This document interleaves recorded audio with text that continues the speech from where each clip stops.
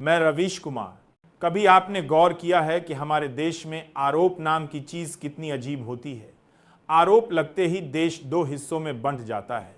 एक हिस्सा कहता है झूठ है, साजिश है। दूसरा हिस्सा कहता है जांच होनी चाहिए।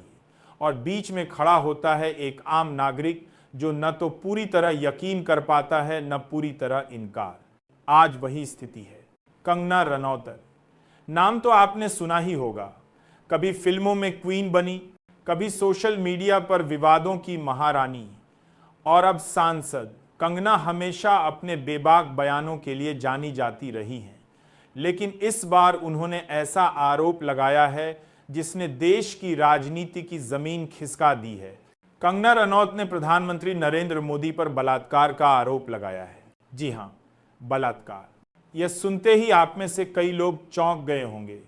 कुछ लोग हंस भी रहे होंगे, कुछ कह रहे होंगे ये तो पागल है, और कुछ सोच रहे होंगे क्या यह सच हो सकता है। लेकिन आप सोचिए, यह कोई मामूली आरोप नहीं है। यह देश के प्रधानमंत्री पर लगा है, उस शख्स पर जिसकी सुरक्षा दुनिया की सबसे मजबूत सुरक्षा में गिनी जाती है, उस शख्स पर जिसके बारे में कहा जाता है कि उनसे मिलने से पहले 100 दीवारें पार करनी पड़ती हैं।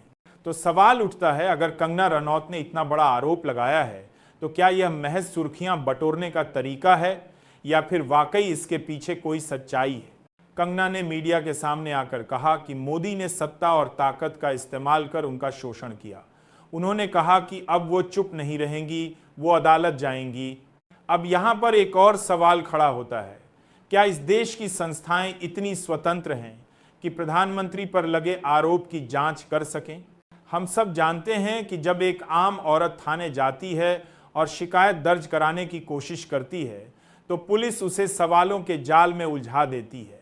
कब हुआ, कहां हुआ, किसने देखा, और अगर आरोपी ताकतवर हो तो केस दर्ज होना ही मुश्किल। तो क्या प्रधानमंत्री पर लगे इस आरोप की रिपोर्ट लिखी जाएगी। टीवी चैनलों पर आप देख रहे होंगे कैसे कुछ चैनल पूरी तरह चुप हैं।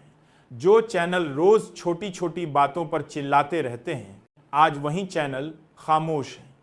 क्योंकि सवाल पूछना आसान नहीं है।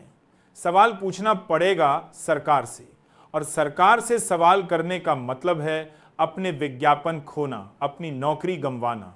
लेकिन सवाल तो रहेगा ही। अगर कंगना सच बोल रही हैं तो यह भारतीय लोकतंत्र के इतिहास का सबसे काला अध्याय होगा, और अगर कंगना झूठ बोल रही हैं तो यह भारतीय राजनीति की सबसे गंदी साजिश होगी। विपक्ष ने तुरंत मोर्चा संभाल लिया है। कांग्रेस कह रही है कि प्रधानमंत्री को तुरंत इस्तीफा देना चाहिए। आम आदमी पार्टी कह रही है कि यह लोकतंत्र का सबसे बड़ा घोटाला है। वामपंथी दलों ने कहा है कि बिना जांच संसद नहीं चलने देंगे, लेकिन सत्ता पक्ष, उनके नेता कह रहे हैं कि यह सब झूठ है। कुछ कह रहे हैं कि कंगना विपक्ष की योजना का हिस्सा है, और कुछ तो कह रहे हैं कि कंगना का मानसिक संतुलन ठीक नहीं। ये वही तरीका है जो हर बार अपनाया जाता है। जब भी कोई महिला ताकतवर आदमी पर आरोप लगाती है, सबसे पहले उसकी नीयत और उसकी मानसिक हालत पर सवाल उठाए जाते हैं। मुझे याद आता है उन्नाव का मामला, याद आता है हाथरस। हर बार यही कहा गया यह राजनीति है। लेकिन सवाल यह है, अगर हर बार राजनीति है तो फिर न्याय कहाँ है। कंगना रनौत का आरोप सिर्फ नरेंद्र मोदी पर नहीं है। यह आरोप उस पूरी व्यवस्था पर है जो ताकतवरों को बचाती है और कमजोरों को चुप कराती है। आप सोचिए, अगर प्रधानमंत्री पर लगे आरोप की जांच भी न हो तो फिर इस देश की आम औरत किससे उम्मीद करेगी। क्या यह देश सिर्फ नारे बनाने के लिए है, बेटी बचाओ नारी शक्ति, या यह देश सिर्फ ताकतवरों का है जहां गरीब औरतें और आम नागरिक सिर्फ वोट डालने तक सीमित हैं। कंगना ने कहा है कि उनके पास सबूत हैं, वो अदालत जाएंगी, लेकिन इतिहास हमें बताता है कि अदालत तक पहुंचने से पहले ही सिस्टम और सत्ता मिलकर पीड़ित की आवाज दबा देती है।